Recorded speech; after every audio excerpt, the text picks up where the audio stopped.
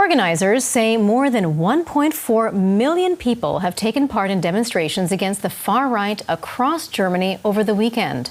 In Munich, the rally had to be cut short because of overcrowding.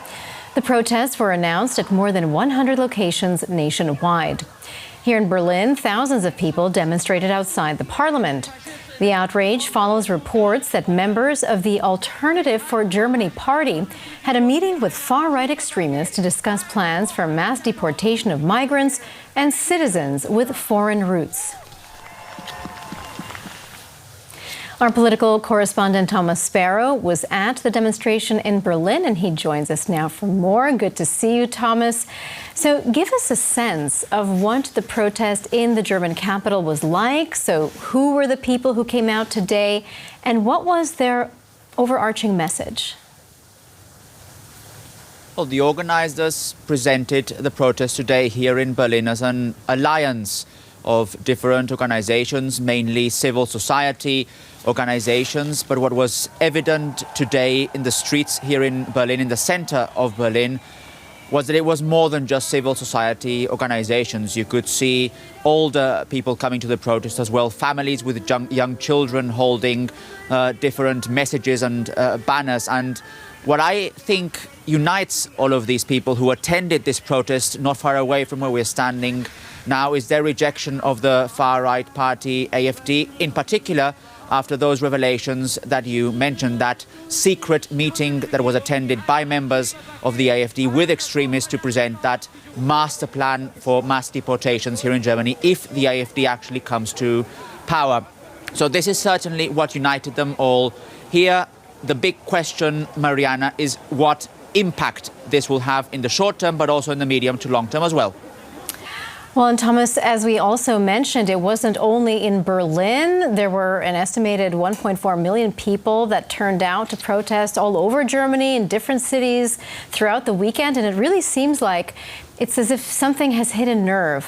Why do you think it is in this moment something that people care about so deeply? It absolutely hit a nerve here in Germany. You can see that by the fact that you had so many protests, and not only in big cities like Berlin or Hamburg or Cologne, but also in smaller cities across the country. It has to do, obviously, with the fact that Germany has this very difficult, this troubling and problematic past, and a meeting of far-right extremists that are planning a master plan to deport millions of foreigners actually brought back memories of that very dark past. It's actually very problematic to think that the meeting in November took part only a few kilometers away from where the Nazis in 1942 planned their final solution. And that is something that is for many here outrageous, something that cannot happen again, something that cannot be repeated. So that's, I think, the main reason why these protests hit a nerve here in Germany. But it also has to do with the fact that the AfD is actually second in nationwide polls here in the country with around 22%, and is actually leading in polls in the eastern part of the country, where regional elections will be held later in the year.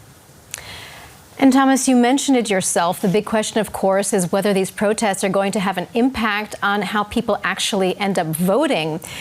What's your take? Do you think this kind of mass movement of people is likely to turn at least some away from the AfD, or could it have the opposite effect? Experts are saying, Mariana, that it probably won't change the minds of those who have voted for the AfD for a long time now. So voters that would not necessarily think that these allegations or these revelations could change things.